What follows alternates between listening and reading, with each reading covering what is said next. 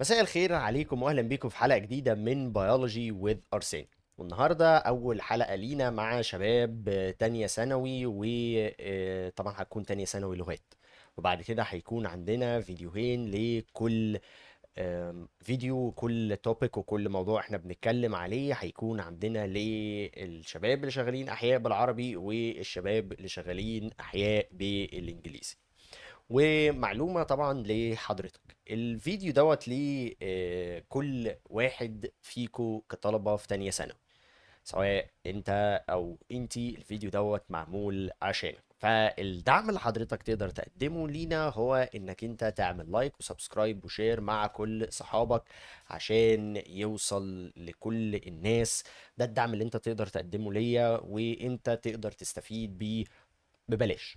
انت مش مطلوب منك انك تدفع اي حاجة او تعمل اي حاجة غير ان انت تتفرج على الفيديو، تطبق عليه، تشتغل مع نفسك، تقعد تراجع كل الكلام دوت تاني. وبما ان ده فيديو انت تقدر تتفرج عليه اكتر من مرة براحتك وقت ما انت عايز.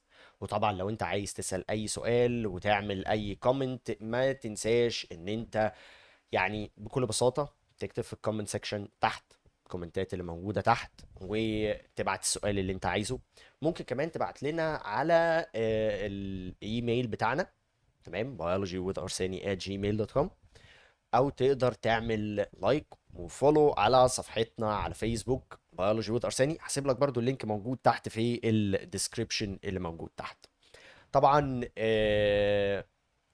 احنا النهارده دي اول حلقة لينا، فنشد حيلنا مع بعضينا، واتمنى ان كل الناس تقدر تستفيد من كل فيديو. ويلا بينا نبتدي على طول بعد الانترو.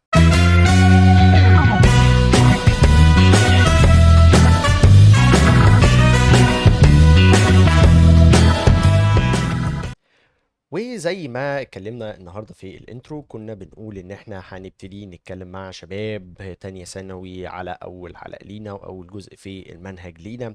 والنهارده بنتكلم على النيوتريشن والدايجيشن في الليفينجز. طيب، خلينا نسأل سؤال، وسؤال مهم قوي. هو احنا بنعيش عشان ناكل ولا بناكل عشان نعيش؟ فكر كده في السؤال ده للحظة. اوتوماتيك هتلاقي انك انت بتاكل عشان تعيش، مش بتعيش عشان تاكل.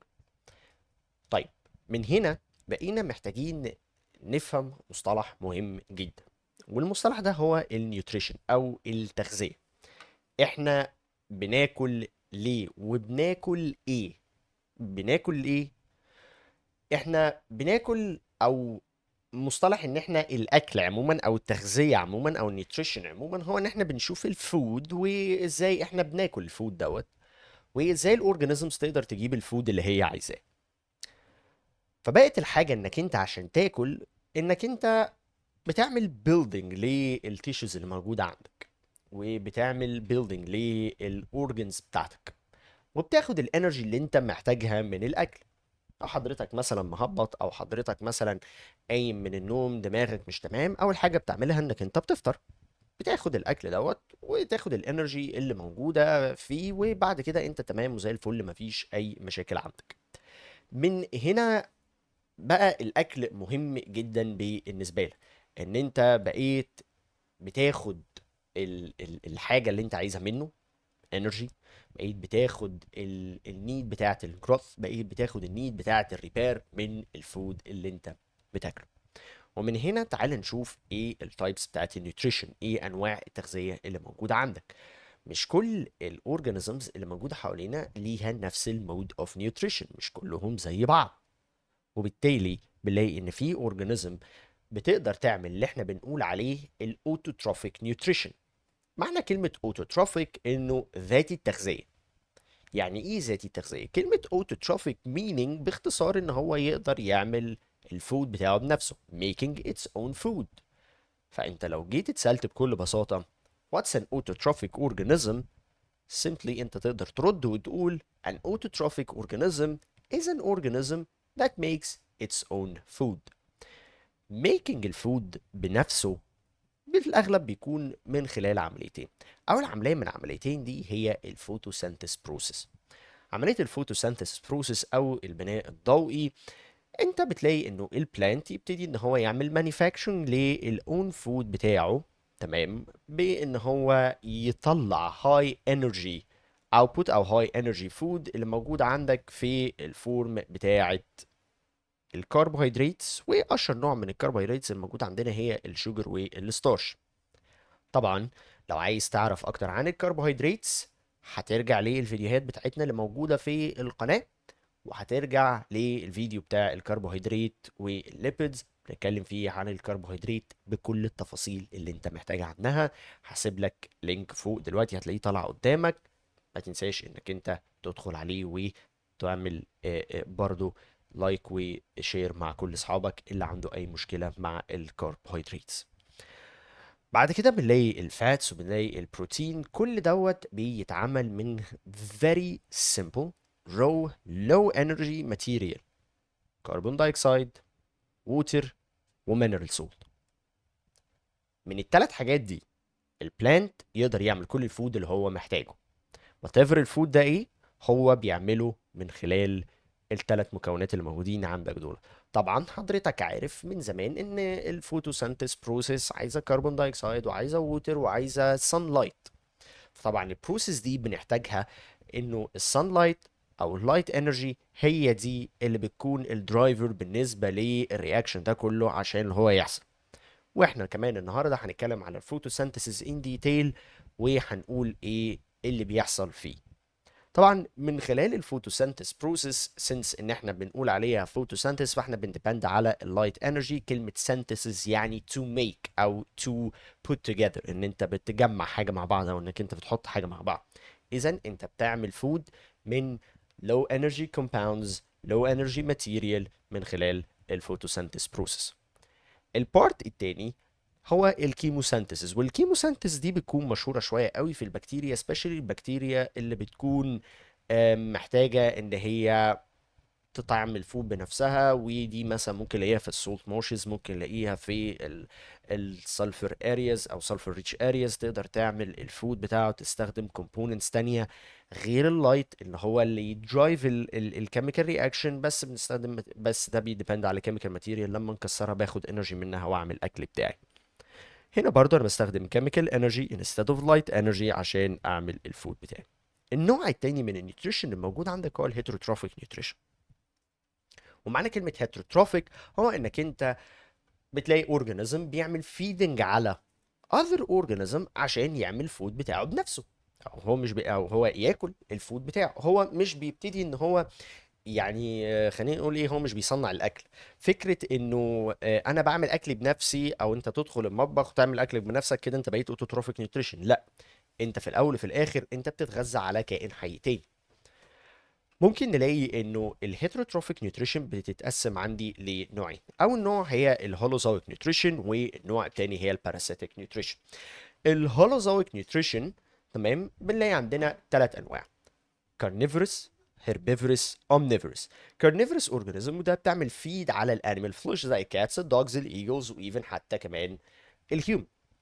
الهربيفورس وده بيعمل فيدنج، او الهربيفورس ده بيعمل فيد على plants only زي الرابتس والكاتل والهورسز. اما الامنيفورس وده احنا طبعا من ضمنهم لان احنا بناكل plants وانيمال. فكلمة omni يعني متنوع، كلمة فورس يعني ان هو بياكل او بيتغذى، فكلمة omnivorous يعني كائن متنوع التغذية.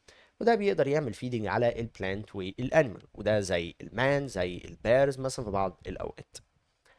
النوع التاني من النيوتريشن هو الباراسيتيك نيوتريشن، وده بنلاقي ان انا عندي باراسيتيك اورجانيزم او اورجانيزم بيكون عايش على another organism، بياخد كل الفود وبياخد كل النيوتريشن بتاعته من الكائن اللي موجود عندك دوت. yet yet بلاقي انه الاورجانيزم اللي هو بياخد الفود ده اللي احنا بنسميه البارازايت، because للهوست اللي هو الاورجانيزم اللي عايش عليه ممكن يسبب له اي نوع من انواع الديزيزز ويبتدي ان هو يتعب. فبلاقي انه الريليشن شيب الباراسيتيك انا بلاقي ان انا عندي one organism one get all the benefits one benefits ياخد كل البنفيتس اللي هو موجوده and one harmed واحد هيستفيد والتاني يتأذي عندك. الريليشن شيب دي بتكون يعني سيئة السمعة إلى حد ما. وده طبعا بنلاقيها موجودة في انواع كتيرة جدا من الورمز، تمام، والموسكيتوز والفليز. الفليز ده اللي هو البراغيث، موسكيتوز الناموس، الهارسيا، تيب وورم، انكليستوما، سكارس، فاشيولا. كل دي worms، كل دي اورجانيزم. كل الفايده اللي هي بتعملها ان هي بتاخد الاكل بتاعك، هي تستفيد وانت في المقابل بتتأذي. طبعا في انواع تانية طبعا من البكتيريا والفنجاي برضو بتكوز السيم parasitic relationship، هي بتكوز الديزيز للهوست بتاعها، وهي as a parasite بتكون واخده كل الفايده. يبقى انا من parasitic nutrition انا بلاقي في ترم مهم جدا بالنسبه لك، او تو تيرمز مهمين قوي بالنسبه لك، ده اللي انا عايزك تطلع منهم وتركز عليهم. هو ترم parasite، وده the one that benefit، خلاص. وترم تاني اللي هو الهوست، هو دوت اللي بيتأذى، the one that is harmed. ما تنساش الاتنين دولت مهمين جدا جدا جدا. النوع التالت من النيوتريشن هو saprophytic nutrition. السابروفايتس دي اورجانيزم بياخد الفود بتاعه in a liquid form من الديكيد ماتيريال. يعني هو لقى اورجانيزم مات، خلاص الاورجانيزم ده مات هو وبيتحلل، فهو بياخد الفود بتاعه من الديكيد اورجانيزم دوت، او من البواقي بتاعت الديد اورجانيزم اللي موجود عندك. وبالتالي هو مش بيسبب اي اضرار. ان فاكت هو بيعمل ريسايكلينج لكل الاورجانيك ماتيريال في النيتشر، لان بارت مهم قوي من الماتيريال دي بيرجع تاني للسويل. فبلاقي ان في بلانتس لما تطلع بتقدر ان هي تستفيد ويبقى عندها فايدة وتقدر تعيش عادي بكل بساطة. طيب، الانواع النيوتريشن لو هنتكلم عنها ان ديتيل، فاول نوع هنتكلم عنه ان ديتيل هو الاوتوتروفيك نيوتريشن او الجرين بلانتس عموما. والبروسيس دي بتحصل على خطوتين. اول خطوه، ازاي انا اعمل ابزوربشن للووتر والمينرال سولت والكربون دايوكسيد من الانفايرمنت. والبروسيس التانية الفوتوسينثيز بيحصل ازاي. خد بالك، ما ينفعش بروسيس تحصل من غير التانية. يعني مثلا انا ما ينفعش اعمل ابزوربشن لووتر ومينرالز وكربون دايوكسيد وانا ما عنديش لايت انرجي، او انا ما عنديش الكومبوننتس اللي تخليني اعمل فوتوسينثيز بروسيس. اذا انا بالتالي كده as a plant انا سحبت حاجه على الفاضي، ما عملتش اي فايده على الاطلاق. تمام. الناحيه التانيه انا ما ينفعش مثلا يبقى عندي لايت، بس انا as a plant ما عنديش الميكانيزم اللي يخليني اعمل ابزوربشن للووتر والمينرال والكربون دايوكسيد من السويل. اذا التو بروسيسز دولت مربوطين مع بعض، كل واحد فيهم بيخدم على التاني، كل واحد فيهم محتاج التاني عشان يحصل. اذا التو بروسيسز دولت مبنيين على بعض، ولكن البناء الاساسي بادي معاك من اول البروسيس بتاعت الابزوربشن اوف ووتر. طيب، تعالى كده نشوف الابزوربشن اوف ووتر والمينرالز والكربون دايوكسيد بيحصل ازاي، ايه التكنيكاليتيز اللي وراه، ايه التكنيكس اللي بلانت بيقدر يعملها، قدرنا نوصل للكلام ده ازاي، شفنا ايه الاكسبيرمنتس اللي عملناها. تعال نشوف مع بعض. اول حاجه موجوده عندك هي الابزوربشن بالنسبه للووتر والسولت. لما نيجي نبص كده بتلاقي انه في حاجه مهمه قوي انت لازم تبقى عارفها. دلوقتي اي بلانت، تريستريال بلانت، نبات موجود على الارض، البلانت دوت موجود عنده روت، ستيم، ليف. الابزوربشن بالنسبه للووتر والسولت بيحصل في الروت. طيب، لما تيجي تبص بلاقي انه الروت موجود عنده بارتيشن مهم قوي اسمه الروت هير. الروت هير دوت بيكون جزء من الروت سيستم.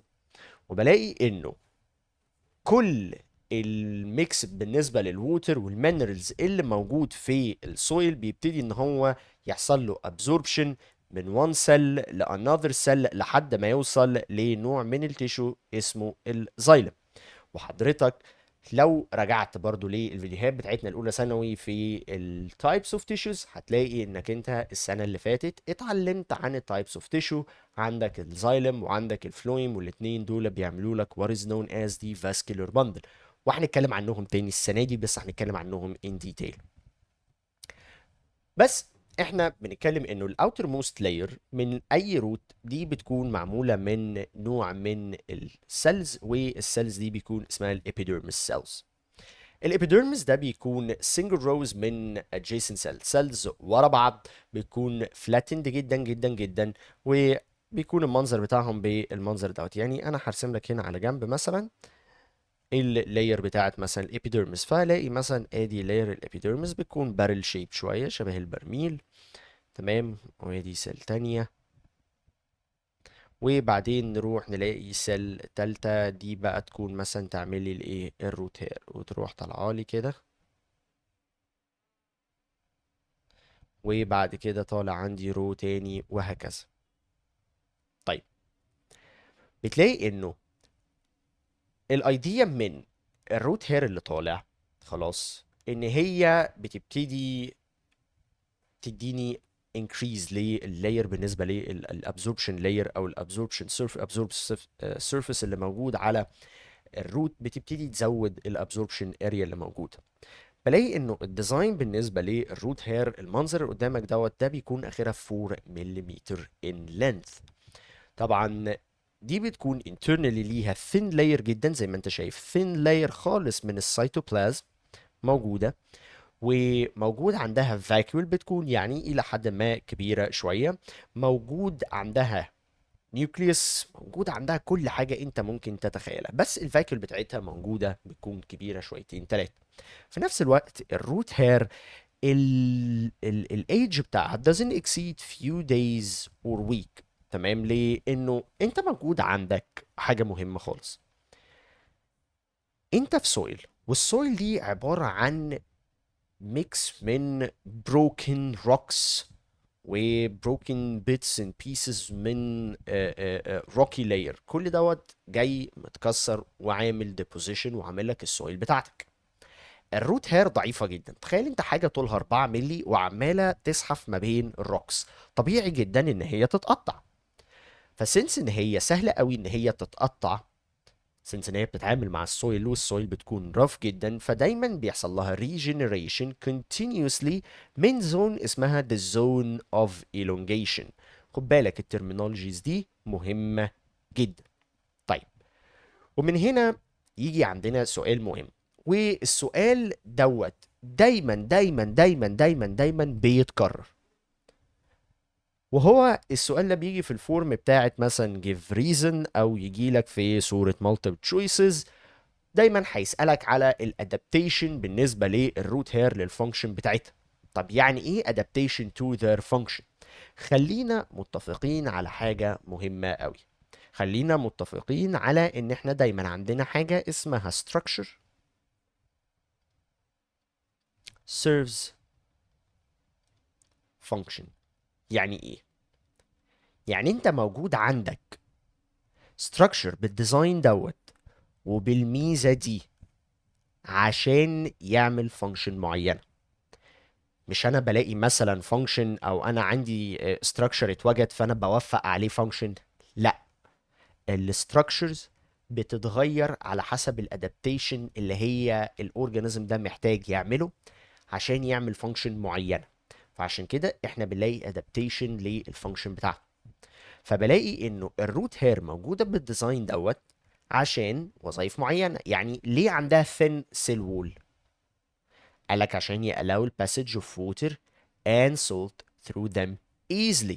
الله، يبقى ده اول adaptation موجود عندك. الادابتيشن التاني they are large in numbers، خلاص and protruding to the outside. طب ليه؟ قالك to increase the area of absorbing surface. الابزوربتيف surface اللي بقى موجود عندك، بدل ما انت عندك روت واحد وبيمتص على قده جدا، دلوقتي انت بقى عندك مساحة ضخمة جدا هو بيشتغل فيها. تمام، وده تقدر انت توصفها ب، لو example مثلا عندك example ده انا دايما بقوله جدا، لو انت عندك مصنع فيه 5 عمال ومطلوب منه برودكتيفيتي عالية قوي، 5 عمال مش هيقدروا يطلعوا برودكتيفيتي ومش هيقدروا يطلعوا برودكتس كتيرة جدا. ولكن انت لو كان عندك في المصنع دوت 1000 واحد بيشتغل، فطبيعي جدا انك انت تقدر تطلع منتج بصورة كبيرة جدا، وتطلع منتجاتك بعدد ضخم جدا. فبالتالي انت لما يكون عندك at the same time large number من الروت هير اللي موجود عندك اوتوماتيكلي هتلاقي انه الموضوع دوت بقى سهل على البلانت ان هو يقدر يابزورب الووتر والمينرالز اللي موجوده عنده. الحاجه الثالثه always the solution inside the root hair is more concentrated than that in the soil. ودي ميزه مهمه قوي، وده هيخلي الووتر to pass from the soil to the root hair by various processes. هنتعرف على البروسيسز دي زي مثلا ال osmosis او الديفيوجن. الميه اوتوماتيكلي هتتحرك من السويل دايركت على الروت هير بسبب الديفرنس ان concentration بالنسبه للووتر. في نفس الوقت الروت هير بتعمل سكريشن لفيسكس سبستنس. طب الفيسكس سبستنس دي ليه هي محتاجاها ليه؟ قالك نمبر 1 to help the root hair to find their way easily among the soil particles. اذا انت محتاج انه وسط ما الروت هير دي عماله بتتحرك جوه السويل وعماله بتزحف جوه السويل، هي بتزحف جوه السويل بصوره سلسه وسهله. ورغم كده، رغم ان هي برضه بتطلع الفيسكس ماتيريال دي، برضه بتتقطع. ما تنساش النقطه دي، السويل لسه اجمد من الروت هير، بس ده بيساعدها ان هي ايه، تحاول تعدي وتسلك شويه مع السويل الموجوده عندك. قال لك برضه في نفس الوقت قال لك to help fix the plant into the soil. يعني مش بس الروت هير هتعمل بس absorption وتروح تطلع لك كمان مثلا وتسحب لك الميه اللي موجوده وتزود الابزوربتيف سيرفيس اللي موجوده عندك. لا، دي كمان عايزه تثبت لك البلانت في السويل بتاعك بصوره احسن، وده طبعا بيخدم البلانت ان هو يقدر يعيش طبعا لفتره طويله. طيب تعال بقى نبص ايه الميكانيزم اللي بيسمح، ايه الميكانيزم اللي بيسمح ان الميه تتحرك من السويل وتوصل للبلانت اللي موجود عندك. اول حاجه بتحصل عندك، اول فيزيكال فينومينا بتحصل عندك، هي الديفيوجن.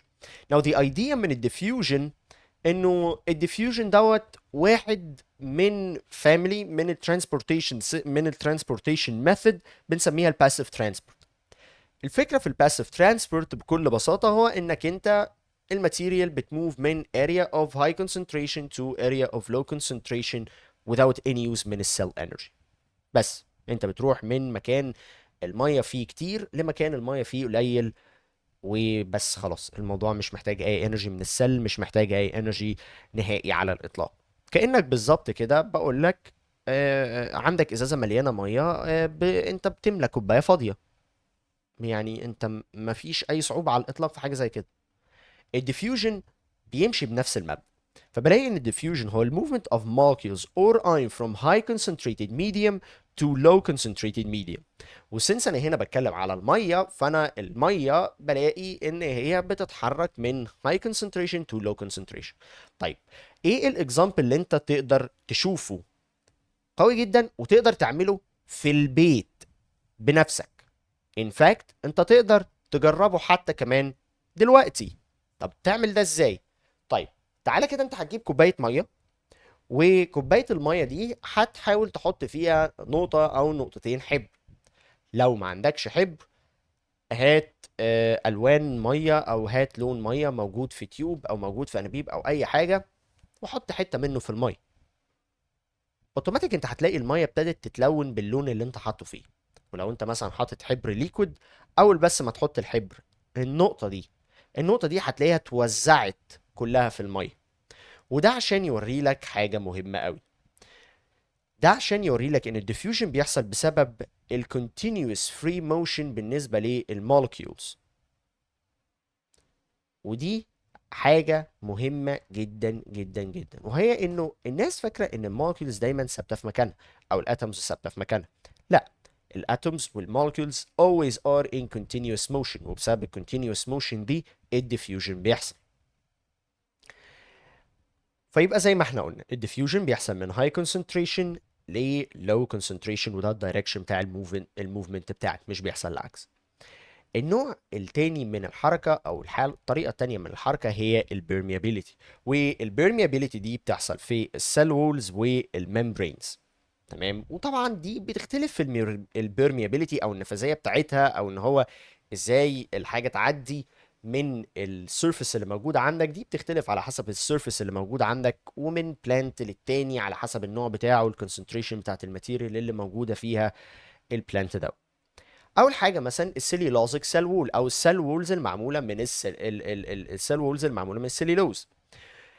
اي سيل وول معمول من السيليلوز بيكون بيرميبل جدا بالنسبه للميه، فبيخلي الووتر وكمان المينرالز ان هي تعدي بكل سهوله.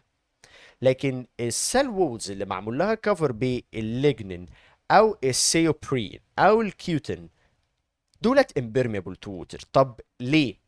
ليجنين، سيوبرين، كيوتين، التلاتة دولت الأساس بتاعهم بيكون mainly waxy composition especially كيوتين and lignin. تمام، والسيوبرين كمان. تمام، بس especially كمان انت تقدر تاخد بالك من الكيوتين اكتر من السيوبرين والليجنين، لان الكيوتين بيكون موجود على الاوتر سيرفيس بالنسبه للليفز بتاعه البلانت. وتقدر كمان تاخد بالك منه لو انت عندك صبار في البيت. لو جبت صبار هتلاقي ان الصبار السيرفيس بتاعه لو حطيت عليه ميه، الميه بتتزحلق من عليه في صوره دروبلتس، في صوره نقط. وده بسبب انه الواكسي كفر اللي موجود على السيرفيس بالنسبه للصبار. والواكسي ماتيريال دي بتكون الكيوتين، بس السيوبرين والليجنين بيكونوا موجودين انسايد البلانت نفسه، فطبعا انت بتبقى محتاج مايكروسكوب عشان تقدر تشوفهم. So يبقى انا اي سيل وول موجود عندي متغطي بالليجنين، متغطي بسيوبرين، متغطي بكيوتين، ده هيكون امبيرميبل للووتر، والصوت مش هيعدي اي حاجه نهائي، ما بيعديش. الحاجه الثالثه السيل ممبرين او البلازما ممبرين. Now the cell membrane او plasma membrane ده semi permeable او بنقول عليه selectively permeable. زي ما انت فهمت selectively permeable يعني بيختار. طبعا انت هنا بتسأل نفسك سؤال، سيل ممبرين بيختار ازاي؟ بيختار. قال لك طيب تعال نشوف. Now البلازما ممبرين او السيل ممبرين زي ما حضرتك اتعلمت في السنه اللي فاتت عن الكومبوزيشن بتاعه، هو معمول من فوسفوليبيد باي لاير بلس بروتين بلس كوليسترول عشان يمسكوا مع بعض ويحافظ عليه. Now لما نيجي نبص كده على البلازما ممبرين بنلاقي ان هو مليان تايني بورز، والتايني بورز اللي موجوده عندك دي بتكنترول الباسج بالنسبه للسبستنس. طيب في substance that might be allowed to pass freely. substance السيل عايزاها او البلانت ده عايزها، فدي هتعدي freely. واشهر حاجه بتعدي freely هي الميه. في substance تانية may pass بس هتكون slowly. في substance تالتة aren't allowed to pass. اذا انت البرميابيليتي او السلكتيف برميابيليتي اللي موجوده في البلازما ممبرين دي بتختلف على حسب الماتيريال اللي موجود عندك وعلى حسب النيد بتاعه السيل هي محتاجه ايه. فبتلاقي انه في كلمه selectively permeable لما نيجي نحط لها definition دي phenomena control the passage of substances through the cell membrane in which some materials allowed to pass freely, some other are allowed to pass somehow relatively slow. The third one or the third group they are not allowed to pass at all. دول مش هيعدوا نهائي، aren't allowed نهائي خالص. طيب اغلبيه الماتيريال اللي بتعدي بسهوله جدا هي الميه. مفيش اي تيشو هيقول للميه لا. اي تيشو، اي ماتيريال موجوده في السل، الميه بالنسبه لها نيد اساسيه. محدش هيقول لها ما تعديش، الميه بتعدي من اي حاجه خلاص. بس في بعض الاوقات هتلاقي انه ماتيريالز مثلا زي الشوجر، زي كارب، زي بروتين، امينو اسيد، ليبيدز، largely sized fats مثلا or whatsoever، لا هنا نبتدي بقى نتكلم بقى تعدي ما تعديش، تقعد ما تقعدش، دي بقى ترجع بقى هنا ايه، السل عايزاك مش عايزاك. هنا دي الاختلافات بترجع على حسب النيد بتاعه السل في الوقت اللي الماتيريال دي موجوده فيه. ممكن تلاقي في وقت السل محتاجه الماتيريال دي فهي بتعديها كتير وبتحاول تفاسيليتيت الموضوع ده بصوره كبيره جدا. في وقت تاني لا، هي مش عايزه تعدي الماتيريال دي نهائي خالص. انت ممكن تتساءل ليه، ولكن ده بيرجع ليه النيد بتاعت السل في الوقت ده. الطريقه الثالثه للباسج وهي الاوسموسيس. يمكن الاوسموسيس دي بالنسبه لي مفضله جدا جدا جدا، على عكس الديفيوجن. الديفيوجن كانت اي حاجه بتعدي منه وبتعدي من هاي كونسنتريشن للو كونسنتريشن. الاوسموسيس مختص مينلي قوي قوي قوي بالميه، ويمكن ده الميزه، تحس ان الاوسموسيس ده انف شويتين، انا مش هتعامل مع اي حد غير الميه.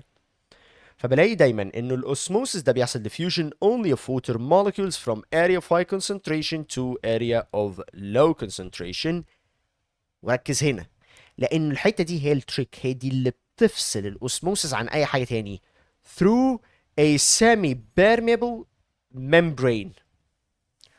وبعد اذنك اوعى تنسى الحته دي خالص خالص.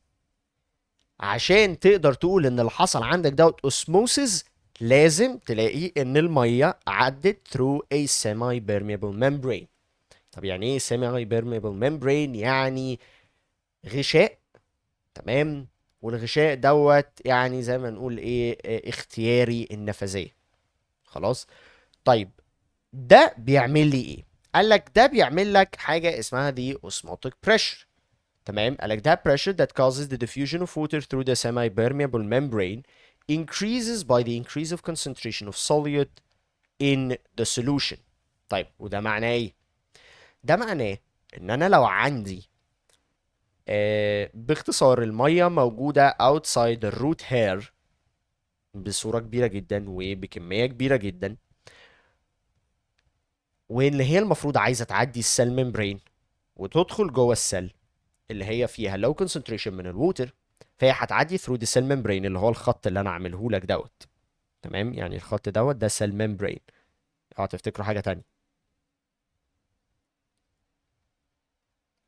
فالمية لما تعدي من high concentration من الووتر low concentration من الووتر، انت كده هنا عندك osmotic pressure، في pressure.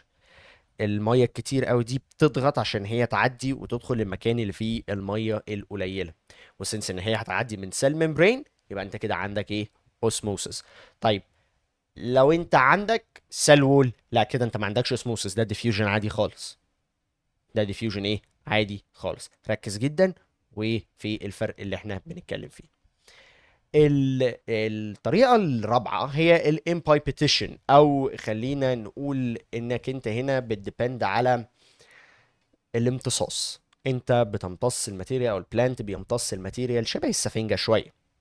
تمام، لانه في الامبايبيتيشن احنا بنديبند على الكولويد ماتيريالز اللي موجودة في السويل وحوالين كمان الروت هير، ان هي تقدر تو ابزورب ليكويد وتتنفخ وتقدر تنكريز ان فوليوم، كده كانك بالظبط كده جبت سفنجه وحطيت السفنجه دي في ميه.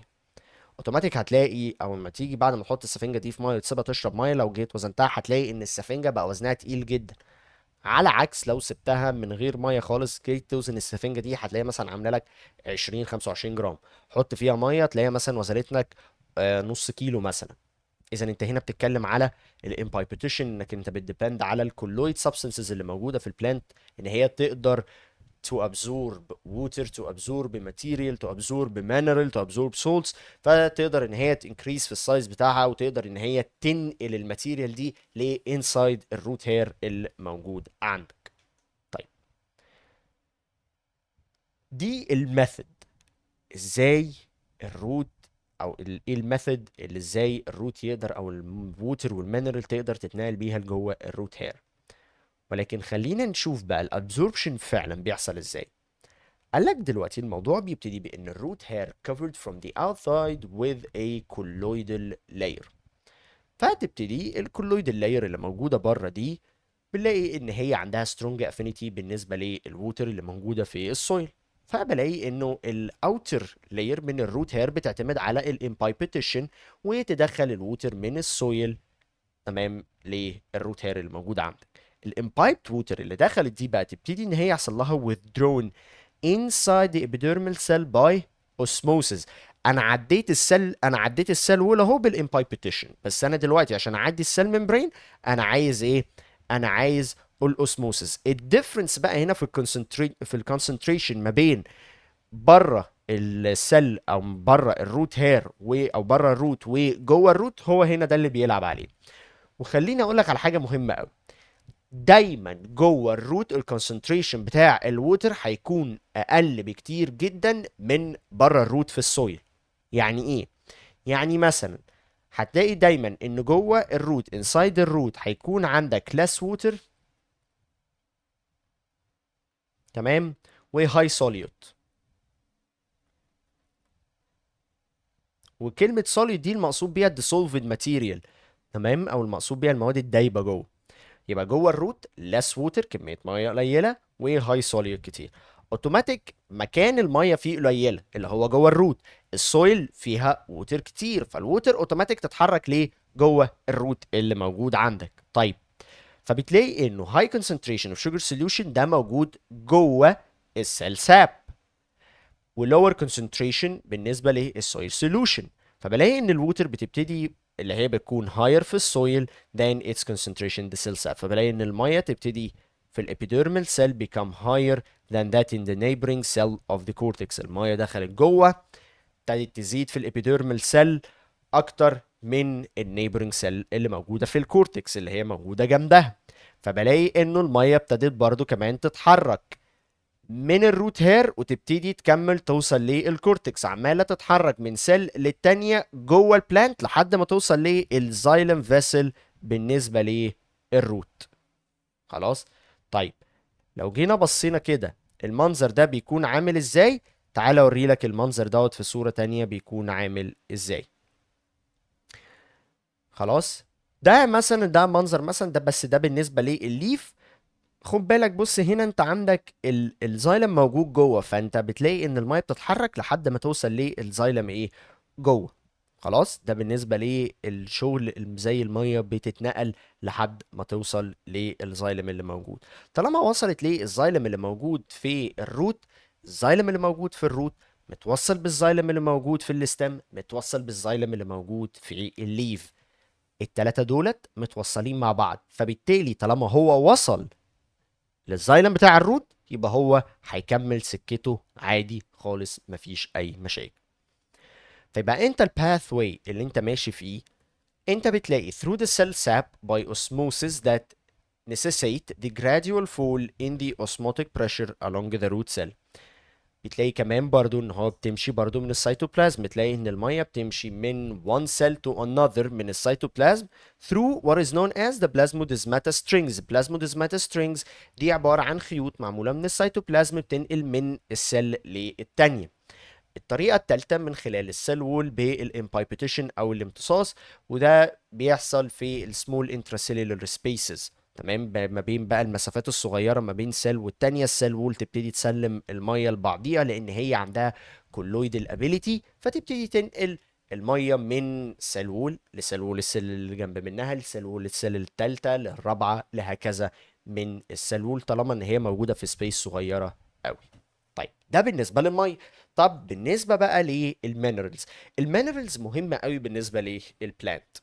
زي ما البلانت محتاج ووتر، محتاج كربون دايوكسيد، محتاج اكسجين، في elements محتاجها، والelements دي محتاجها بصورة مهمة قوي.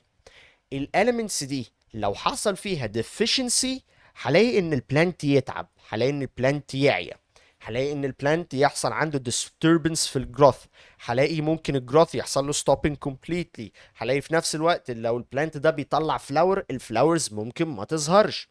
وبالتالي بقى المينرالز بالنسبة لي بتاكت as an essential need، ما ينفعش البلانت ما ياخدهاش. وعشان كده احنا من وقت للتاني بنلاقي الناس اللي عندهم اراضي زراعيه، فالحين اللي عندهم اراضي زراعيه يبتدي ان هو يروح يشتري مجموعه من المينرالز دي لو النسبه بتاعتها في السويل بتاعته قليله، او هو حتى يحطها على طول من غير ما يبص على النسب دي عشان البلانت يقدر يشتغل بصوره طبيعيه خالص، مفيش اي مشاكل تحصل. ومن ضمن الحاجات دي عندنا اول حاجه بنسميها اسمها الماكرو نيوترينت. وكلمه ماكرو يعني كبير، ومعنى ان هي كبير معنى كده ان البلانت بيحتاجها بكونسنتريشن عالي او بكونسيدربل كوانتيتيز، بيحتاجها بكميات مهمه قوي. وده زي النيتروجين، الفوسفورس، السلفر، بوتاسيوم، كالسيوم، مغنيسيوم، اير. الحاجات دي او النيوترينتس دي البلانتس محتاجها بتركيزات محترمه. عشان كده بنلاقي الراجل الفلاح اللي عنده ارض زراعيه يروح يشتري سماد. طب هو رايح يشتري السماد ده ليه؟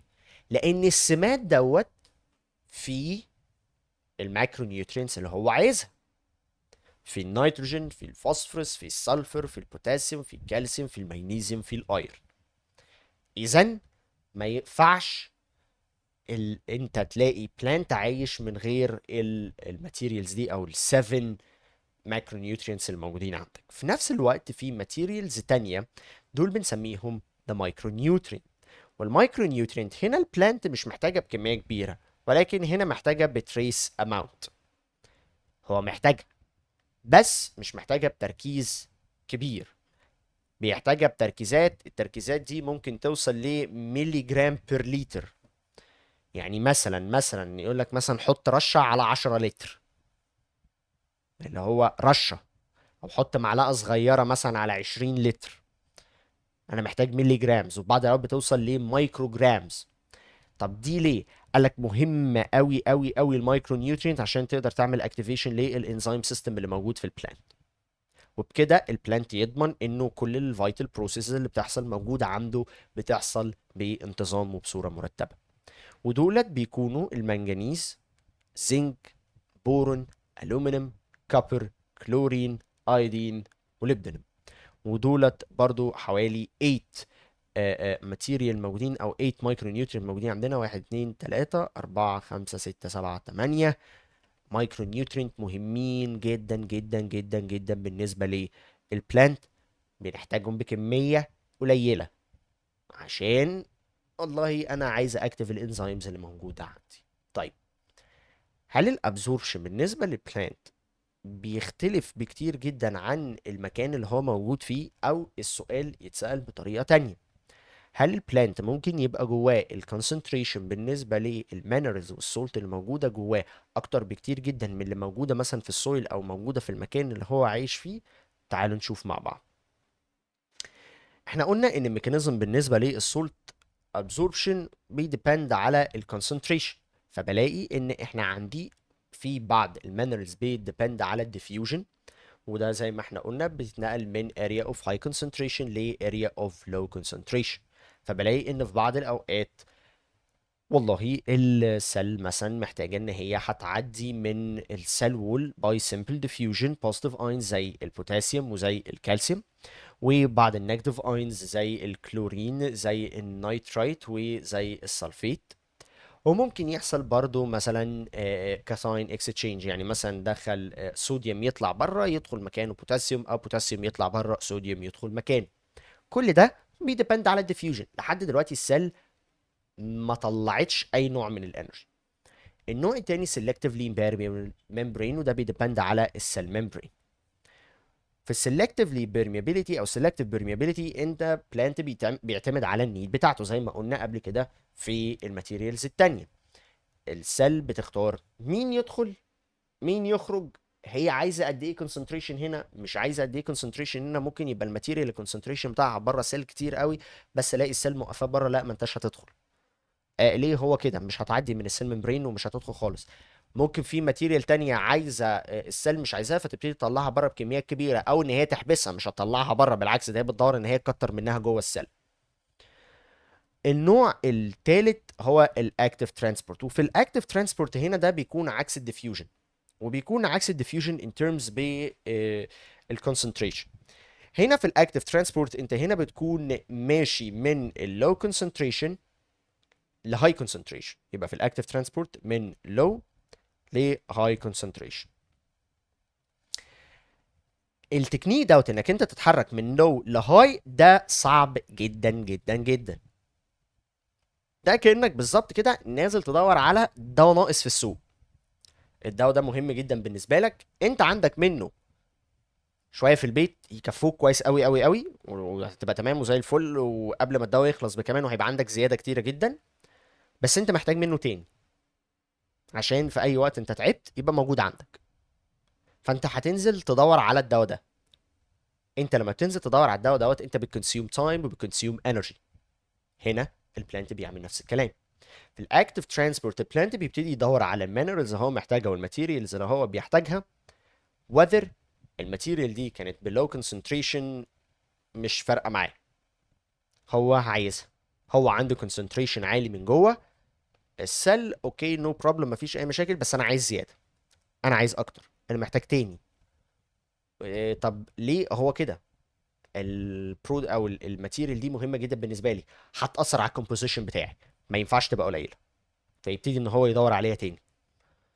وسط ما هو بيدور عليها، وسط ما هو بيحاول ان هو يسحبها من السويل اللي هو موجود فيها او من البليس اللي هو موجود فيه، بيبتدي ان هو يكونسيوم انرجي. فبلاقي انه الاكتيف ترانسبورت بيحصل فيه consumption من الانرجي، لانه هو بيكون ماشي against the concentration gradient. لكن في الحال بتاع الديفيوجن هو بيكون ماشي down the concentration gradient. يعني هو ماشي في النورمال concentration gradient، يعني هو ماشي من الهاي لللو، ده الطبيعي. الكتير يدي القليل، لكن مش الطبيعي ان القليل يدي الايه، يدي الكتير. لما جينا عملنا اكسبيرمنت على نوع من الالجي اسمه النيتيلا الجي.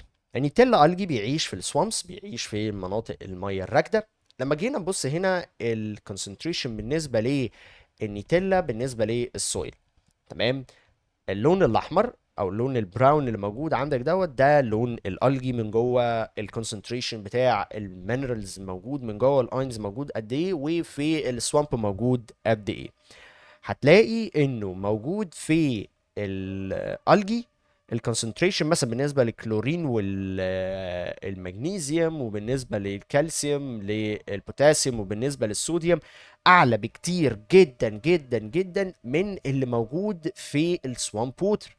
وده معناه ان الالجي ابتدى ان هو يخزن، وابتدى ان هو يسحب الماتيريال دي اللي موجوده في السوامب وات ايفر كوست. ايه هو عايز الماتيريال دي تكون موجوده جواه، مش فارق معاه كونسنتريشن عالي جواه، هو عايز اكتر، لان ده بيضمن ان هو هيقدر يكمل كل الفيتال بروسيسز بتاعته بصوره عاديه خالص ما فيهاش اي مشاكل.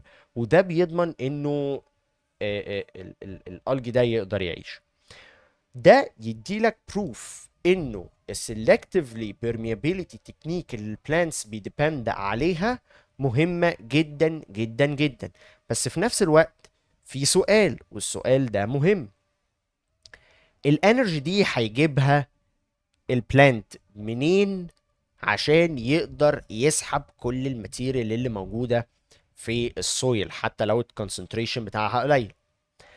ففي اكسبيرمنت اتعملت، والاكسبيرمنت اتعملت دي على البارلي بلانت. اللي ما يعرفش ايه البارلي بلانت ده، البارلي ده اللي هو نبات الشعير.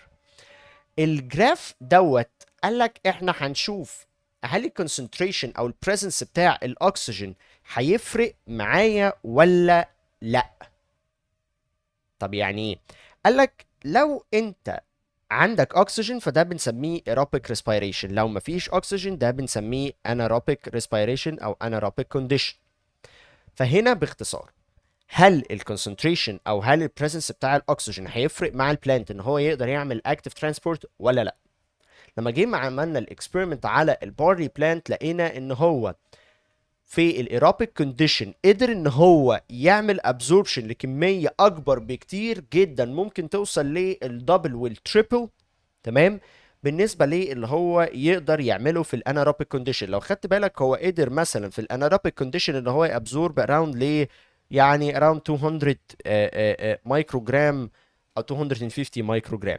بص في الايروبيك كونسنتريشن او في الايروبيك كونديشن هو عمل قد ايه؟ حوالي 550 ل 540 مايكرو جرام، بالنسبه مثلا لوقت مثلا تايم حوالي 210 minutes. انت شايف بقى المنظر هنا بالنسبه لك فارق ازاي؟ وده يقول لك ان خد بالك الريت بالنسبه للابزوربشن بيتحسن في الايروبيك كونديشن عنه في الانايروبيك كونديشن. اوكي، فطبعا انا هقدر اقيس ده ازاي؟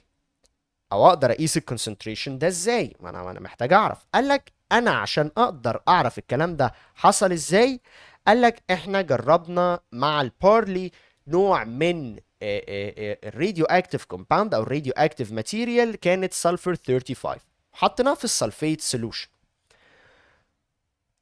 لما جينا عملنا الاكسبيرمنت دي وحطيناه في الايروبيك كونديشن، لقينا كونسنتريشن بالنسبه للسلفر 35 اللي هو المفروض راديو اكتيف اعلى بكتير جدا من اللي احنا حطيناه في الانايروبيك كونديشن.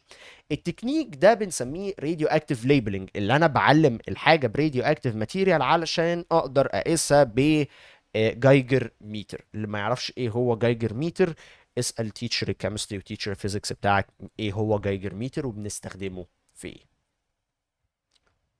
نكون وصلنا لآخر حلقتنا النهاردة. هنكمل فوتوسينثيس في حلقة تانية هتنزل قريب جدا، وهتلاقي برضو الفيديو دوت هينزل منه بالعربي عشان شباب تانية ثانوي اللي بيشتغلوا الأحياء بالعربي.